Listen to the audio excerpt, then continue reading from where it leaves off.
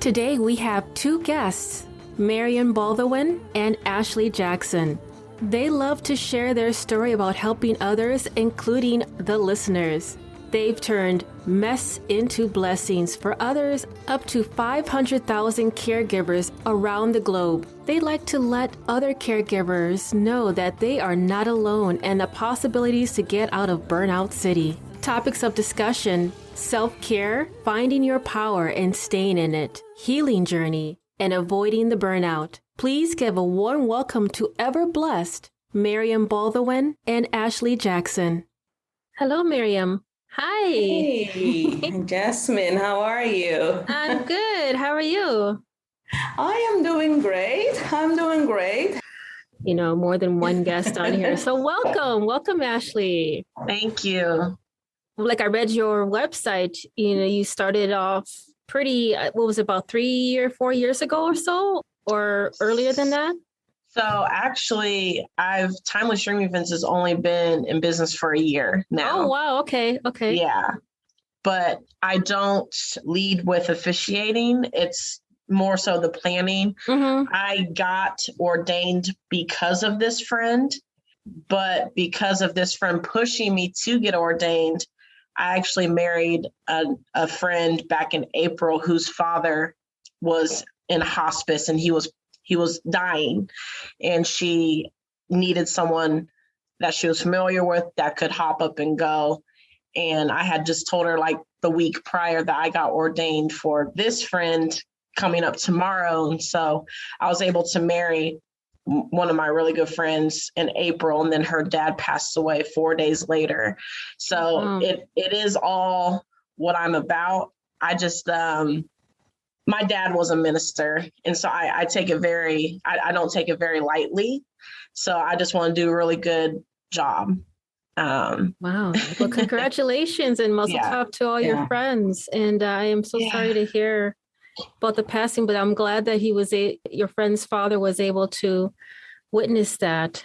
That's some beautiful things. Meriam, from your website, I was at the point where I was very emotional for both of y'all websites. So I had to pause for a couple of seconds because I'm a very empath. So no problem. Just the story behind the struggles and then what you brought to light out of something that was so destructive at the point of your life that seemed to feel like your life was just crumbling around you. You were able to be constructive in both of your stories.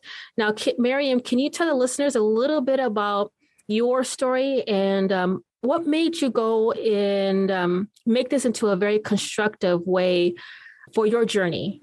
Yeah. So first of all, thank you for having us on your podcast. Let me tell you a bit about who's Meriam first. Today, I'm 50 years young, and I enjoy life to the max. Both me and my husband are addicted to traveling. Mm-hmm. We do everything that we can because life is short. Like I mentioned before, we are addicted to traveling, and we have been to many countries all over the world. But you should know that it wasn't always like this. Mm-hmm. Back in 1998, when I met my husband, he was a diabetic. And 1 year later, after we started dating, he started suffering from kidney failure. Wow. And that was in 1999. And in 2001, he needed to do dialysis. In those years, I was working full-time, being the caregiver, the cook, the cleaner, the driver, everything. And I had my superhero cape on. Yes. And, superheroes think they can do it all by themselves. And I'm talking about caregivers. At least that was what I thought, that I could do it all by myself. So in 2003, 2 years after he started with dialysis, he had a kidney pancreas transplant surgery. But I wasn't taking good care of myself. 95% of the time I was taking care of my husband, Martin. His name is Martin. And when I finally had time to do something I enjoy, I couldn't enjoy it because I felt guilty. Right. I felt guilty leaving him and not being with him, which is, now that I think back, I can't even imagine that I was thinking like that. Mm-hmm. Taking care of myself, taking care of my temple, my body, refueling my battery, taking care of myself, loving myself. Exactly. So I burnt out. And it was a social worker in the hospital who asked me the simple question, Meriam, how are you doing? And I broke and I cried for 15 minutes. I sobbed for 15 minutes because of all the heaviness that was on my shoulders. And I was mad at Meriam because I didn't want my husband to be, we weren't married yet at that time. I didn't want Martin to see me like that because I thought I was a superhero. Right. So after this question, I came home that night and I looked in the mirror and asked myself, Meriam, what are you going to do for you?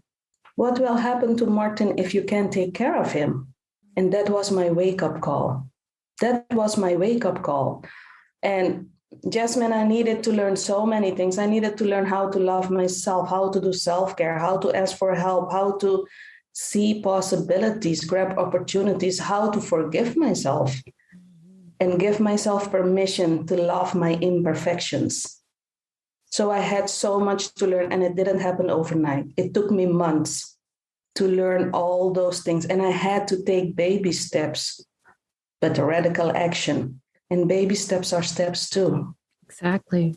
So that's how I started beating my burnout every day, just a little bit by bit. But I didn't give up.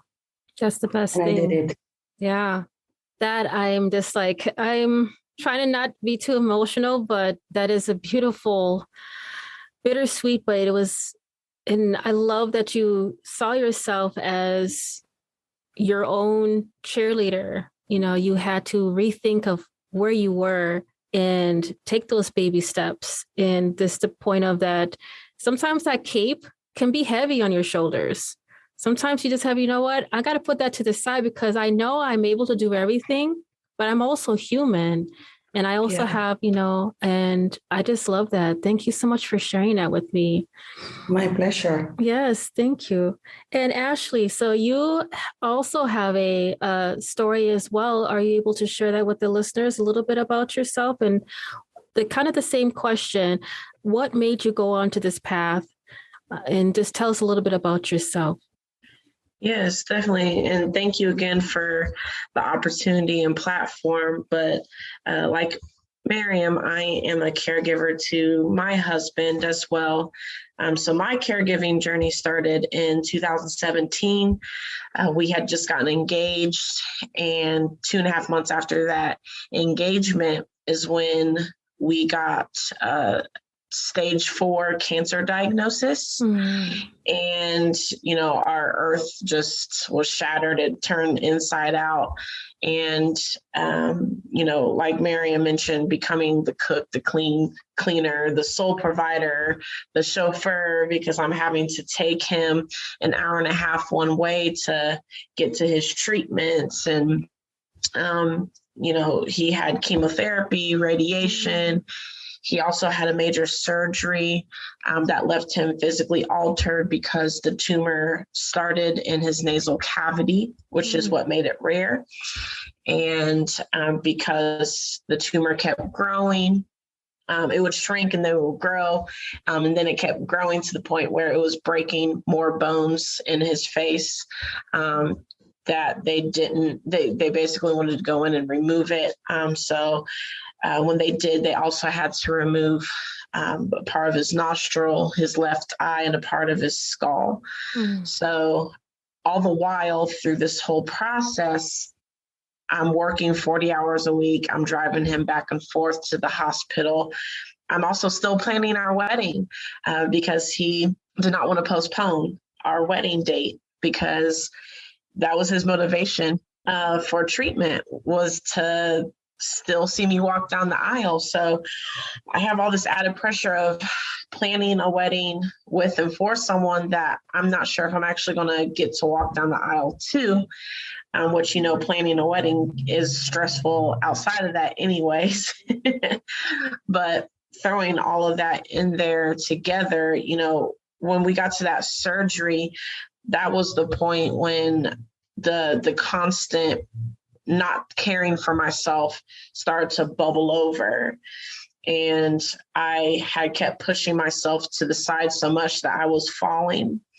And I had to reclaim me. That didn't happen overnight, but I realized with the help of some family members and my husband included, like, hey, you might need to think about you because you're not okay right now. So luckily I had people in my life to point those issues out to me. And so I could start working on it, because I had to think, okay, if I don't take care of my body, my temple, then if I become ill and end up in the hospital, who's going to take care of my fiance? No one's going to take care of him like I do, right? So that's what I had to try to think about through this process. And like I said, it wasn't an overnight change. It's something you have to work on every day. And still, 4 years later, I'm still working on my self-care routines, revamping them if I need to, or totally changing the way I do self-care. Right. Well, I am so happy that you were able to spend time with your fiance, and I'm so excited that you are continuing with the wedding, and mazel tov for you on your endeavors on that. And now, how did it come to they had found this particular rare, said some type of, it was a stage 4 squamous. Is that how you pronounce it? Squamous cell carcinoma. Yeah. So how did they find that out? Was it just a random yearly checkup? You definitely have to learn to listen to your body, and you have to advocate for you, or get someone like a Meriam or I that are going to fight for you, be the tigers for you. Because sometimes the people we care for are just too tired, right? So you need the tigers like us to be in your tigress. You're a tigress. For him, he had a knot forming on his forehead, and he was complaining of extreme migraines. And I mean, I have migraines, but from what he explained to me, how his head was feeling back then, it makes me cry, because at my worst migraine was nothing what he was experiencing, and I didn't know that. That's what brought us to, he went to urgent care because he had just finally had enough. Like Tylenol wasn't doing it anymore. Then urgent care sent him home saying he had a contusion, which he had a work accident a month prior. So he was thinking, well, maybe it was something forming from that. But I said, that's still not right. So we went to a specialist. That specialist said, I don't know what's going on. Maybe you should go to this specialist.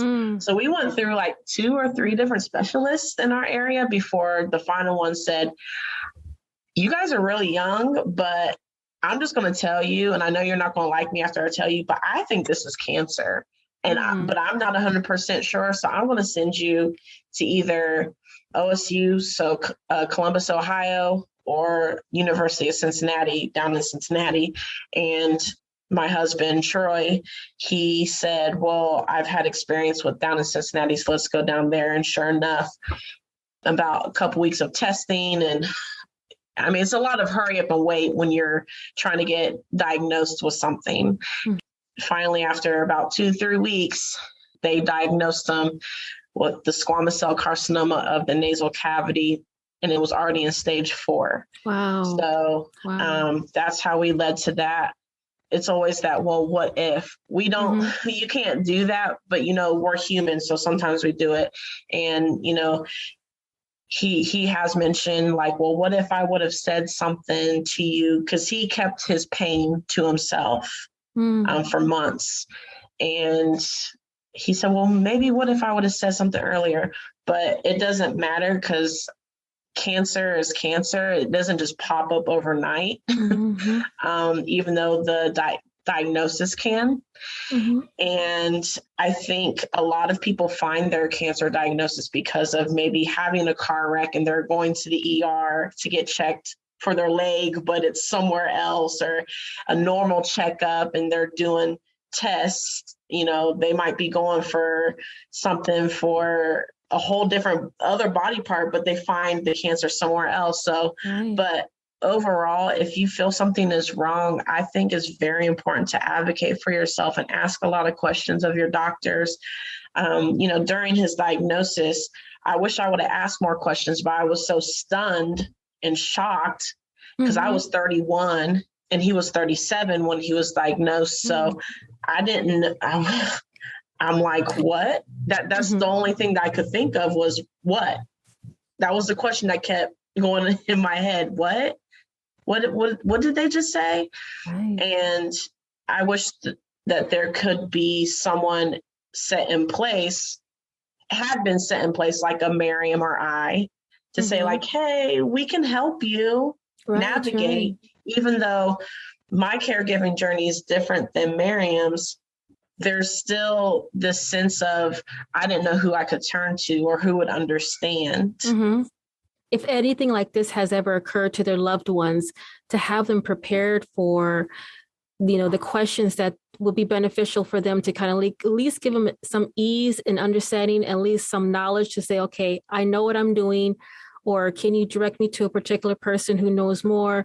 With both of you having experience already, kind of like a trial and error. A lot of people have gone through the trial and error, and like me, I would have been completely flabbergasted. I would be without words as to how to even approach a particular situation like that if it ever occurred to anyone. Meriam, because I know that you were talking about your husband as well, kind of like the same question, like how did you find out specifically about your husband in regards to the dialysis and diabetes and pancreas transplant? How did that come to? I mean, that was pretty much just like a smack in the face for both of y'all. Like, this is just what else can you do? What else is going to happen now? You got this happening. And then what, you got something else for me? You're like, I can only take so much. Like, how did you feel? And how did you find out about this? Well, how we found out, he had a regular recurring appointment with his doctor. And when the doctor looked at his file, I could tell that there was something wrong. So he said, Martin, your kidneys are only functioning for 17%, 17. Oh my God. And I was like, what? What does that mean? Yeah, I think you have to stay here in the hospital because we have to run some more tests. And that was the first time, because we had been dating for not even a year. So that was the first time for me experiencing Martin to stay in the hospital. So there were so many things going on in my head, like, okay, what does this mean? He mentioned kidney failure. He got to run some tests, his diabetes. There were so many things going on in my mind. But at the same time, I was focusing on Martin because he was mad that the doctor didn't mention his kidney failure earlier. It was like, boom, 17%. So that's when our journey started. And I say our journey because we do it together. The caregiving is mostly, in my case and Ashley's case, on our plate, but you're in this together. Mm-hmm. You're in this together. So that's how we found out. And then, you roll from the one thing into the other thing. Oh, so yes. Then there was time for to prepare for dialysis. Mm. And he could choose peritoneal dialysis through his belly, with a tube in his belly. So he could do it himself. But unfortunately, there was a bacterium in the tube. Oh, no. So he got a lot of peritonitis. Mm-hmm. So it was hospital in, hospital out. And because of that, he couldn't be on the transplant list. So the doctor said, the nephrologist said, listen, Martin, it's better if you switch to hemodialysis. But that means 3 times a week on the machine for 4 hours. So, we had to make a choice. And he chose for hemodialysis because that was the only way they could put him on the transplant list. And thankfully, within, I think, 18 months, he got a transplant. Oh, but so many things happened between the time we heard the news from the doctor until the transplant. So many things happened. You know, one time I had to call 911, 112 here. I had to call the paramedics because Martin, he was using insulin and there was something wrong with his medication and we didn't know that. So we had some visitors over. I remember that he put a coffee on the table and he had a strange look in his eyes. I had never seen that before. I didn't know what happened to me, but I called 911. And when I tried to measure his blood sugar, the device, you know, it couldn't give a number. It was that low. Oh, my goodness. So Martin could get in a coma. But since we had moved recently to this home, I wasn't sure if the paramedics would even find our home. So I asked one of the visitors, please go outside and watch for the paramedics and I'll stay here with the two other visitors. You know, long story short, I was happy I called. Yes. Right away. And, you know, I had to call the paramedics twice, once for Martin and once for my brother. Because in 2012, while I was at the office, I had to call 911 again. And I had my brother on the phone and he was talking strange, but he had a stroke while I was talking to him on the phone. And if I had not called 911 or the paramedics, he wouldn't have been here today. Yeah, or if you weren't even actually speaking with him, you would have not noticed these particular signs. So there's, you know, we caregivers, we go through a lot. And I do believe that we feel when we need to take action, when we need to do something right away. And after we have done what we should do, after we know that our loved ones are okay, that's when we, how do you say that? Not burnout, but try to de-stress and try to, what do you call it? Have some self-awareness, self-management. Yeah, exactly. Wow. I have some wonderful, strong guests that I am just so honored to have. And you have so much knowledge and you've gone through so much strife and you're still moving on. You're still moving on. Like you said, baby steps. I am so happy to have you here. Ashley, tell me a little bit about some of the things you as a caregiver. Now, are you providing services? Can you kind of give us, the listeners, like a rundown to other persons who are interested in looking at your website? I will flash forward to March of 2020 when we have gotten married by this point, and he was pronounced cancer-free. Oh, good. We had gotten the miracle we had hoped and prayed for. And I found myself in a position where I didn't know what Ashley wanted because Ashley had wrapped up her whole identity into being Troy's caregiver, making sure that he stayed alive. And since I helped get him to that point, then I found myself not knowing what I wanted and I wasn't fulfilled. So I invested in myself and got a business coach, and matching and meshing my likes, my joys and passions is how Timeless Dream Events was born. So I turned my pain into my purpose. So I am able to help other terminally chronically ill and their loved ones celebrate life and love, whether that's with a wedding, a birthday party, celebration of life, whatever it may be. So I've been able to turn what I went through in planning a wedding with someone terminally ill to being able to help others celebrate in the same ways if they want to. So with that, I am also a caregiver advocate. people can reach out to me for advice, whether it's through my website, or I do have a caregiver support group on Facebook. That's actually how Meriam and I met, was through my support group on Facebook. And yeah, my inbox and my Facebook, Instagram, wherever is always open for anybody needing advice. Mm-hmm.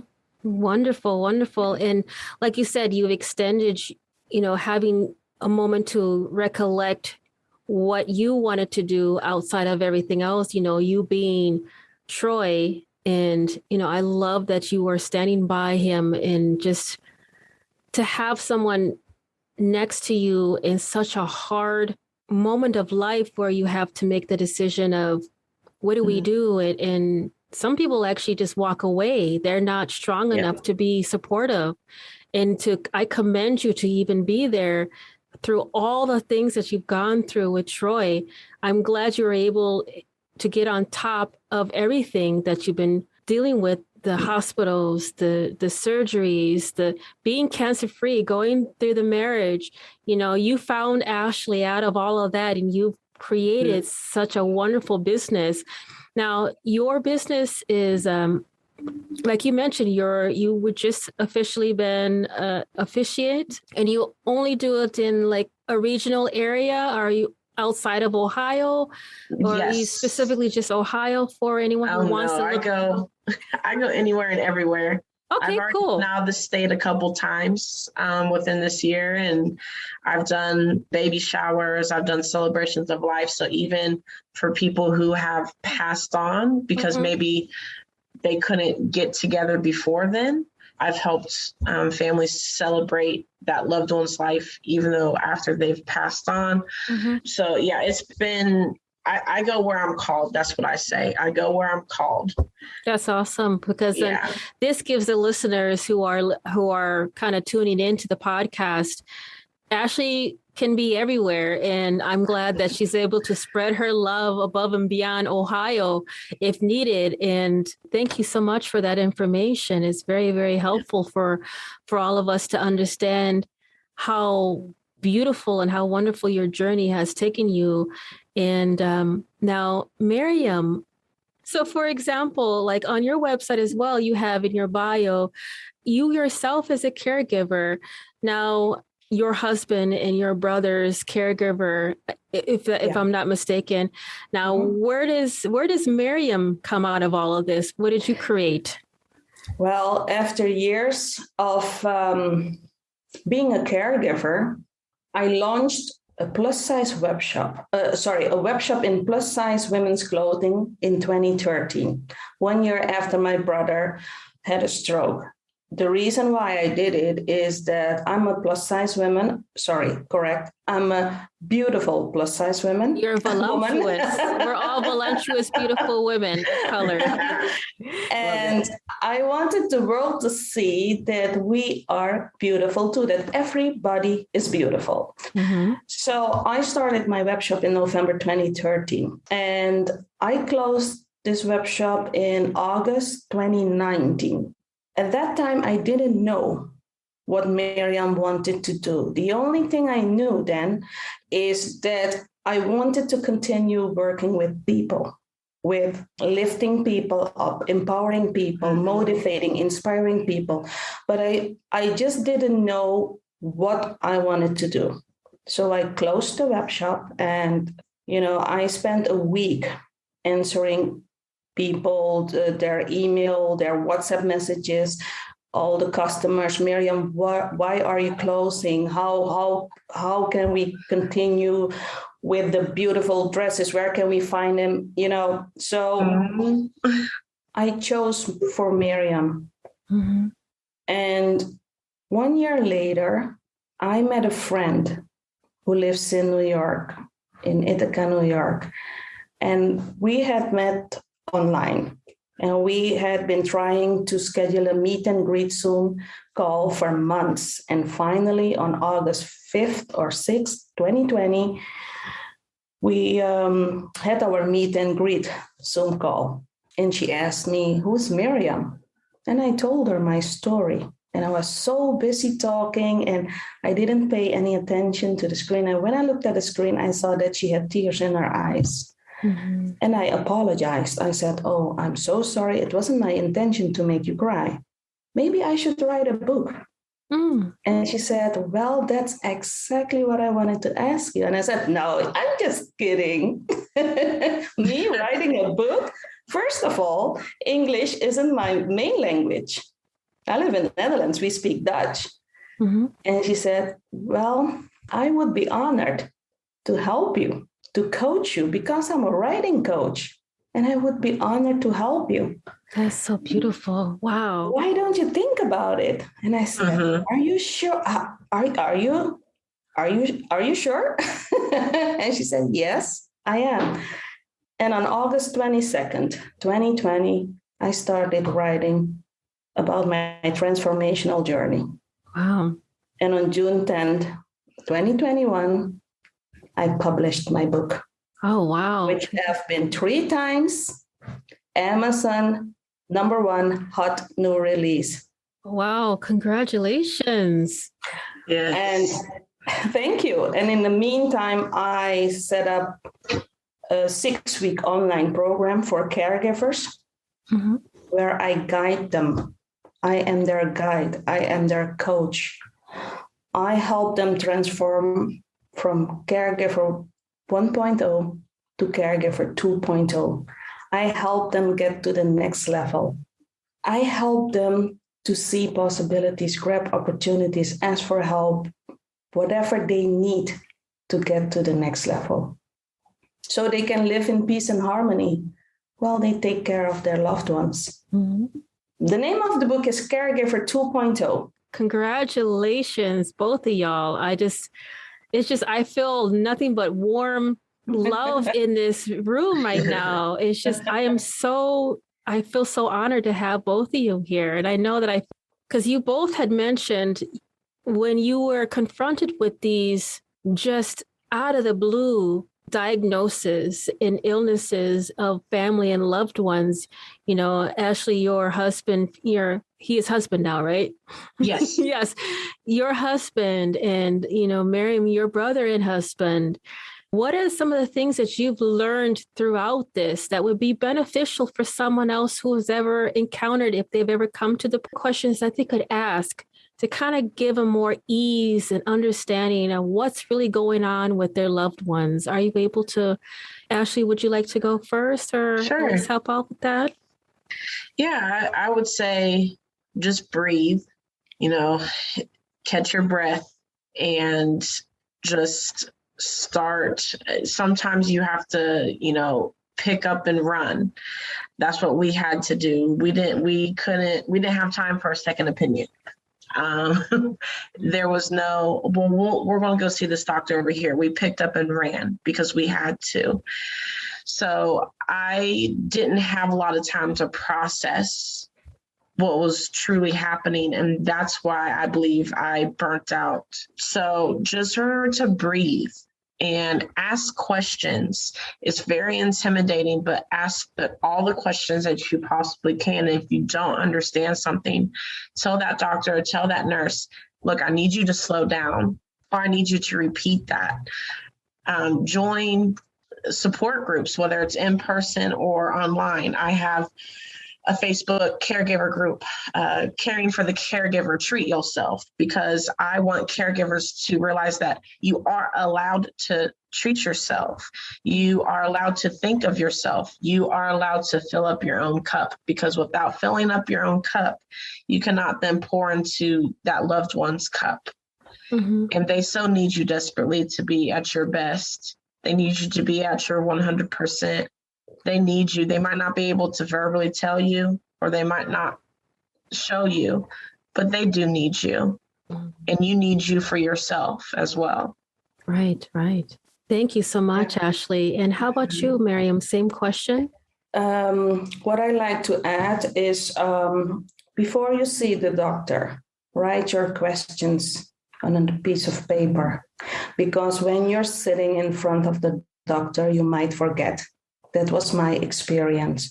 Write your questions, like Ashley said. If you don't understand it, ask them to slow down, because some of the medical terms, words, I didn't know what they were talking about. So I asked them, okay, do you have the subtitling for me, please? Because I don't understand what you're talking about. Right. So write it down, schedule. Make sure that you schedule, because then you will be more organized. In the beginning, I tried to remember all those appointments. It won't work. You have so much going on in your life. I forgot about appointments. I forgot many things I had to do. So when that starts happening, you will feel guilty because you forgot appointments, or, and it will add up. Guilt, shame. You're not waiting for those kinds of emotions. Mm-hmm. So that's what I keep asking questions. And if somebody offers help, please accept it. Mm-hmm. Take off your superhero cape and accept help. Don't be like me and Ashley, not accepting help in the beginning, because you are worthy of a wonderful life. Mm-hmm. Even though you're a caregiver, you deserve a wonderful life. And that's exactly what I try to explain when I'm working with caregivers. Mm-hmm. I want them to have their flowers now. Mm-hmm. We only have one life to live. Exactly. Well, thank you so much. And Ashley, Meriam, I see you. Thank you. Thank you. You're welcome. Let the listeners know exactly, Ashley, how would be the best way if they were wanting to contact you? Did you have a website or email address to provide? Yes, I do. You can find me at timelessdreamevents.com. You can read more about my story there. I do have a video up on my website where you can learn about the behind story and scenes behind my book, which is called Lost Travel Found. You can order a signed copy off of my website, or you can go on to Amazon and get it, download it, Kindle, Target, Barnes & Nobles, it's everywhere. But yes, you can find me on my website, or you can find me on Instagram, Facebook, TikTok, Clubhouse, all at Timeless Dream Events. Wonderful. Thank you. And how about you, Meriam? How are the listeners able to reach out to you? Just like Ashley, we are everywhere. Yes, we are everywhere. You can get my book on my website, meriamboldewijn.com. I'm on Instagram. I'm on Facebook, Twitter, TikTok, Clubhouse, all Meriam Boldewijn. We are here for you. Mm-hmm. You are not alone. And we appreciate you for what you're doing as a caregiver, which can be very challenging, both physically and mentally. Yes. Exactly. But please know that you are worthy of a wonderful life too, even though you're in a caregiving situation. Mm-hmm. Mm-hmm. Yes, I really enjoyed having both of you here as a guest. We have a wonderful weekend, and take care of all your loved ones. And all right. I will talk to you later. Thank you so much. Thank you so much. You're welcome. Bye-bye. Bye. Thank you for listening to Noise Paloo Zion podcast. I'm Jasmine Castillo, also known as DJ Jim Jam. If you are wanting to be promoted on my podcast, please reach out to me if you are a small business, entrepreneur, musician, or artist. www.jasminecastillovoice.com. Stay tuned for the next upcoming episode.